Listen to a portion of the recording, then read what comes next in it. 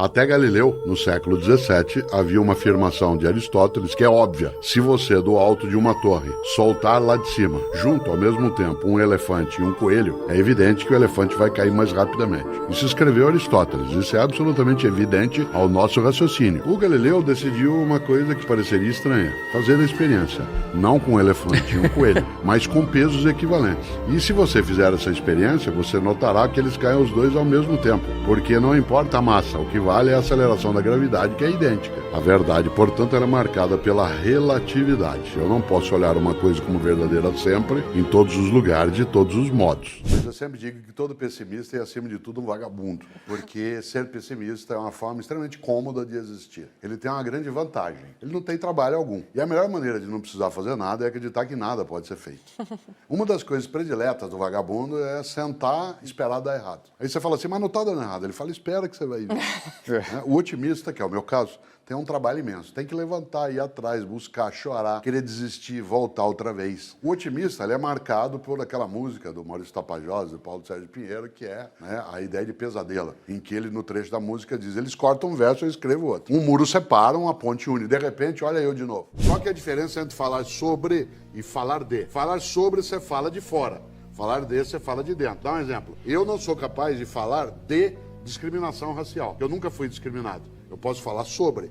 Eu não sou capaz de falar da fome. Eu sou capaz de falar sobre fome. Eu nunca senti fome. Não se confunda fome com apetite. Claro. Apetite é a expectativa de comida. Fome é a ausência de comida. Ora, um teólogo fala de Deus. Isto é, ele tem que falar de dentro para fora. Um cientista da religião fala sobre Deus. Um filósofo tem que ser alguém que não pode ter a crença dentro da ciência em Deus, porque para a filosofia, Deus não é impossível. Ele é improvável. Improvável significa que eu não posso provar nem que ele existe, nem que ele não existe. Mas ele não é impossível. Para eu dizer que é impossível, eu teria que provar que não existe. O impossível não é um fato, ele é apenas uma opinião. Cortella, é impossível nós derrotarmos o vírus, na tua opinião. É impossível que alguém acredite que a Terra não seja esférica, na tua opinião. Interessante. A ideia de que o impossível, ele não é um fato, mas ele é uma perspectiva, alimenta sem dúvida a nossa condição. Não se confunda sonho com delírio. Sonho é aquilo que ainda não é, mas pode ser. Ele tem viabilidade, mesmo que ele não esteja próximo. Delírio é um desejo que não é viável. Exemplo, eu, Cortella, sonho que a gente tenha uma nação mais cordata, mais convivente, mais digna na sua forma de presença. Isso é um sonho, não é um delírio. Eu sonho que nós não tenhamos discriminação, recusa, segregação. Isso é um sonho. Eu sonho em ser o melhor jogador de futebol da FIFA na Copa de 2022.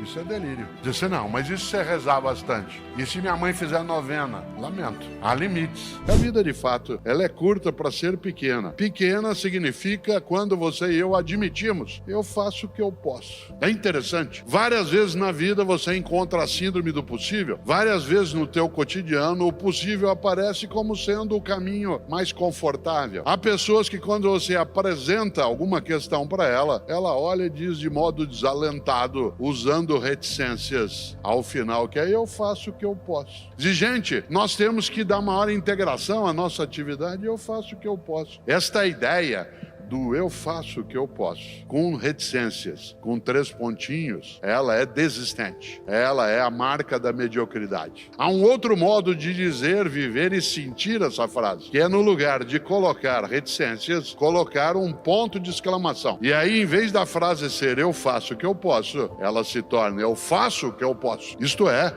eu não deixo de fazer o que pode ser feito.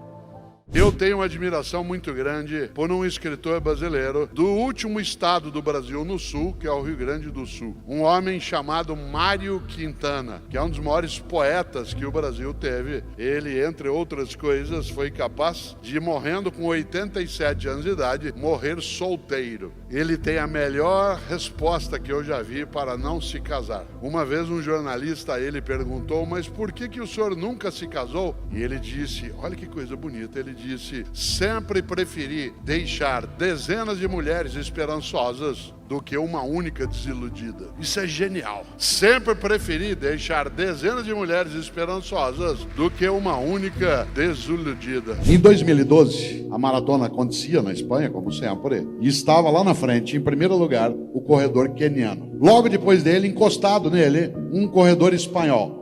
E o queniano estava a 5 passos da vitória, de cruzar a linha de chegada. E ao chegar próximo ao final, ele se confundiu e achou que já tinha cruzado a linha. E parou para tirar foto. As pessoas pararam para abraçá-lo e ele parou. Bastava o espanhol dar 2 passos e ele venceria a prova. O que fez o espanhol? Começou a gritar com o queniano, em espanhol. O queniano não entendeu o idioma e não entendeu a situação. E o que fez o espanhol? Grudou no queniano pelo calção e o empurrou na linha de vitória. Evidentemente, a imprensa inteira veio em cima do espanhol. E um jornalista colocou o microfone na boca do espanhol e fez a pergunta óbvia. E o mais bonito é que o espanhol não entendeu a pergunta. Por que você fez isso? E ele disse: isso o quê? Ele não entendeu a pergunta por uma razão. Porque ele não achou que houvera outra coisa a fazer senão aquilo que ele houvera feito. Até bandido da pior qualidade respeita a mãe. O sujeito está aqui na Afonso Pena, às vezes dentro de um banco, um monte de arma em cima do gerente de um banco, tentando impedir que a polícia entre. Em volta está a polícia militar, a área civil, a pessoal de bomba, tudo. Ele nem se mexe. O que a polícia faz? Chama a mãe dele. E lá vem a dona Maria com aquela bolsinha, entra dentro do banco, olha para ele e fala assim: sai daí, menino! Ele faz isso. A mãe é o último reduto que você não quer envergonhar. Se a pessoa que te deu a vida se arrepender de ter feito isso, aquilo que você fez, você não devia ter feito. Tudo que não puder contar como fez, não faça. Olha que frase simples.